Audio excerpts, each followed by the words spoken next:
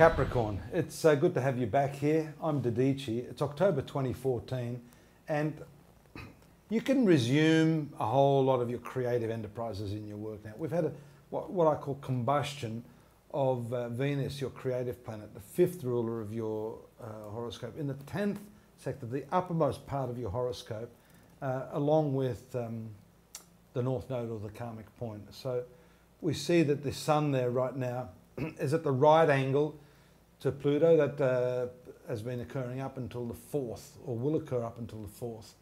And so there's a strong focus even up to the 8th. So the whole first week of October, these planets and the aspects are sitting fair and square in this career zone of your horoscope. A lot of intensity, a lot of drive. You may have felt a little bit weary. And the sense I get there is that you may not have been accepted for some of the ideas that you've had. So you've sort of been obstructed by the people around you. I think that's going to lessen and you're going to be able to come forward with some of your ideas. But not so fast. There's always, but there's more. And that is the retrogression of Mercury. That's the apparent reverse motion of Mercury, also one of your good planets. On the 5th. So what it means is, yes, the opportunities are there for you to put forward your ideas, to start moving forward in your professional line of activity. But when Mercury is in this reverse motion, it's showing us, in particular, it rules the 6th sector and the 9th sector. This is your work environment. You need to gather some information about the allies that you're with, the way that your ideas can be utilized. That may require some consultative sessions with the right sort of people. So what I'm saying is, yes, you can move forward, but I'd like you to engage people. And look, I always say that as long as you're asking questions, you're not going to put your foot in it. So it is a month of asking questions. And that leads us up to the 8th, which is a total lunar eclipse occurring in the sign of Aries for you. And so this has a very significant ramifications for your domestic sphere and your inner peace of mind. And because the moon is the natural significator of the mother, and this eclipse is taking place in the 4th sector, which also rules the mother, there is a dictum in the ancient Vedic astrology that says, you know, when a planet ruling a particular person in your life is in that sector, then it destroys the affairs of that person. So let's just say for some of you anyhow, because of course it depends on the specific time of the day you're born and the locality, but I think there are going to be some issues for some of you born under Capricorn related to the mother. That can have to do with the mother's health, the relationship you have with your mother.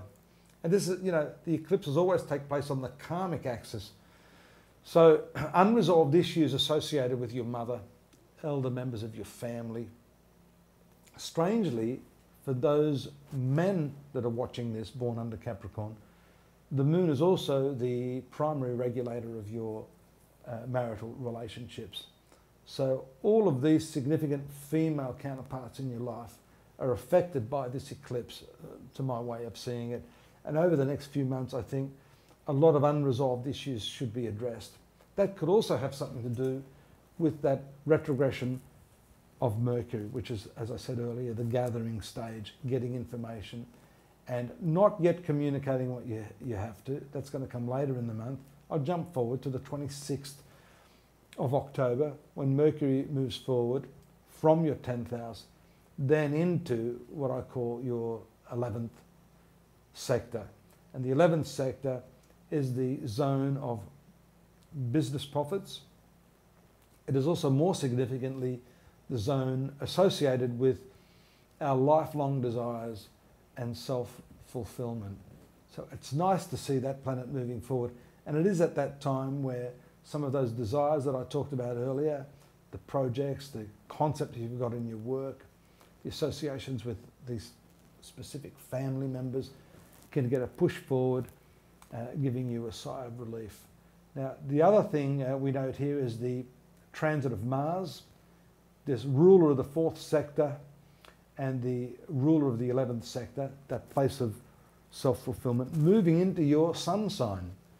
This definitely activates you physically, makes you more prone to want to get physical, into exercise, but it also gives you a dynamic focus and sheer and absolute ruthless pursuit of what it is that you want, given that we see Pluto there. I'm going to talk more about that next month because that's a very important transit, and I do hope you'll join me at that time, and we'll talk more about the Capricorn sun sign and what's happening in this.